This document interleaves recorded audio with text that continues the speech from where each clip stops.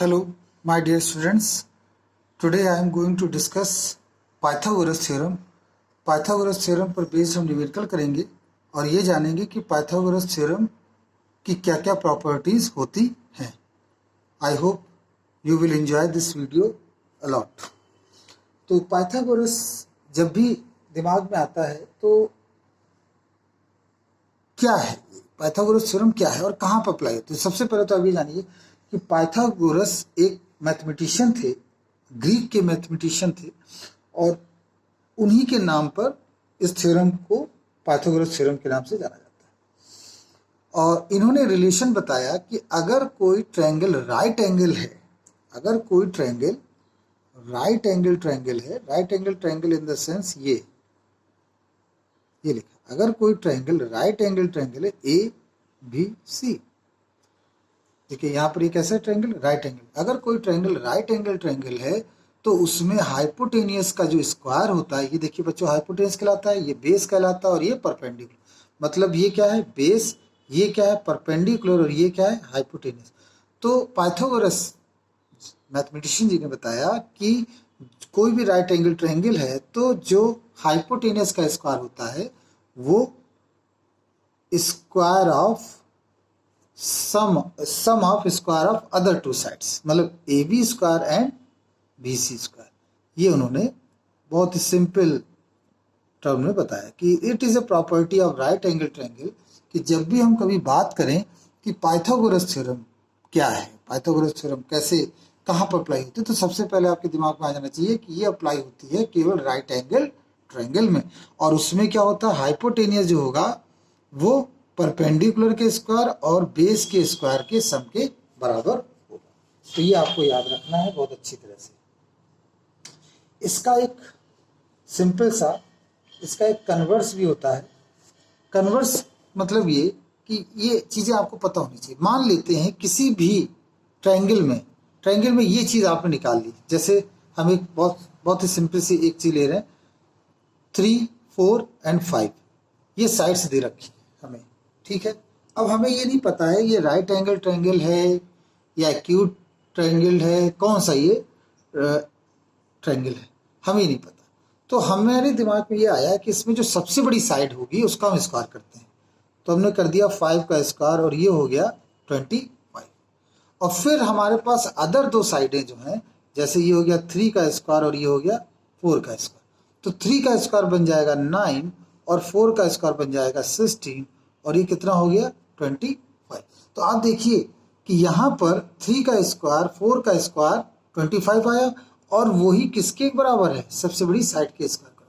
तो यहाँ से ये क्लियर हो गया कि ये जो अगर आप इसको बनाएंगे प्रोटेक्टर और उसकी मदद से, तो यकीनन आपको जो ट्रायंगल बनेगा वो राइट एंगल ट्रायंगल होगा. मतलब अगर आप चांदे और प्रकार की सहायता से, जिसे हिंदी में बोलते हैं चांदा और प्रकार, उनकी मदद से अगर आप बनाते हैं राइट एंगल ट्रायंगल तो यकीनन 101% ये साइड आपकी 5 आएगी, ये 4 और ये 3, इसमें कोई मैटर नहीं कि ये 4 हो सकता है, ये 3 हो सकता है, ये 3 हो सकता है, ये 4 हो सकता है.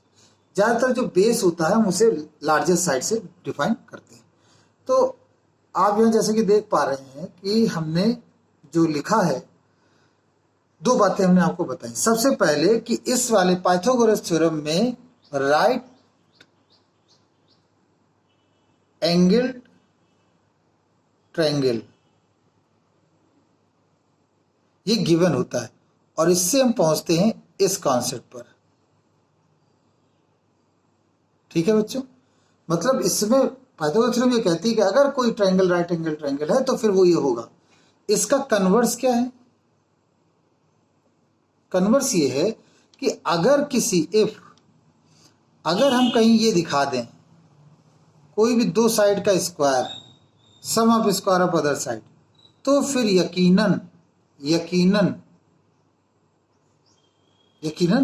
वो जो ये अगर होगा तो फिर यकीनन वो जो ट्रायंगल होगा वो 100% राइट एंगल ट्रायंगल होगा. वो 100% क्या होगा बच्चों, राइट एंगल ट्रायंगल होगा, इसमें कोई दो राय नहीं। तो ये एक प्रॉपर्टी थी जो मैंने आपको यहाँ पर बताई, और इस प्रॉपर्टी की मदद से हम क्वेश्चंस को सॉल्व करेंगे। हम इसके प्रूफ अभी नहीं बता रहे हैं, सारे प्रूफ हम एक साथ बताएंगे, उसकी एक अलग प्लेलिस्ट बनाएंगे जिसमें हम केवल प्रूफ को ही डिस्कस करेंगे। लेकिन इस सेगमेंट में हम ये जानेंगे कि पाइथागोरस थ्योरम क्या होता है और वो कैसे अप्लाई। तो कहीं भी राइट एंगल ट्रायंगल हो, आपके दिमाग में तुरंत एक बात क्लिक कर जानी चाहिए कि ये पाइथागोरस थ्योरम अप्लाई होगी, इसमें पाइथागोरस थ्योरम को हम अप्लाई करेंगे। समझ आए बच्चों? तो ये तो था हमारा कॉन्सेप्ट पाइथागोरस थ्योरम से रिलेटेड। तो अब हम इसके आगे जो हम देखने जा रहे हैं वो हम देखेंगे,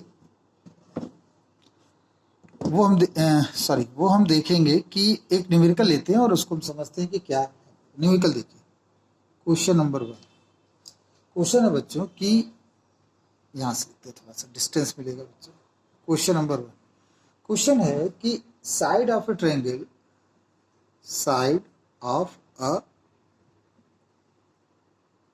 ट्रायंगल, ट्रायंगल साइड्स होते हैं ट्रायंगल में, sides of a triangle are in the ratio, कौन कौन से रेशियो में? 1:2:1। show that it is a right angle triangle. आपको ये शो करना है क्या ये राइट एंगल ट्रायंगल है कि नहीं है। तो देखिए, इसको शो करने का बड़ा आसान तरीका, आंसर लिखते हैं। सबसे पहले तो देखिए आपको रेशियो दे रखे हैं, तो लेट साइड हम लिख लेते हैं। साइड में क्या है? तो जब हम साइड लिखेंगे तो वो आएगा,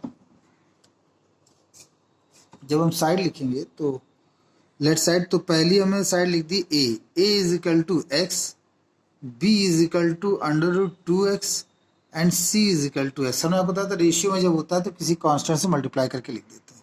हमें प्रूव करना है क्या ये राइट एंगल। तो इसमें सबसे बड़ी साइड बच्चों कौन सी होगी? सबसे बड़ी साइड है ये, आप देख ही रहे हो, 1√2 तो हम b का स्क्वायर करेंगे यहाँ पर, तो √2x का स्क्वायर हो जाएगा, और रूट का जब स्क्वायर करते हैं तो रूट हट जाता है और ये आया 2x स्क्वायर।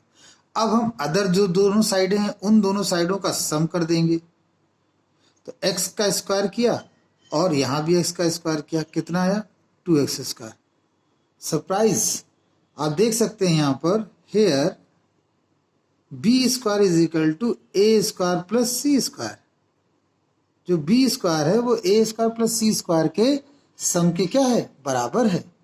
तो इससे क्या क्लियर हुआ बच्चों? इससे क्लियर हो गया कि ये जो ट्रायंगल होगा वो क्या होगा? So triangle becomes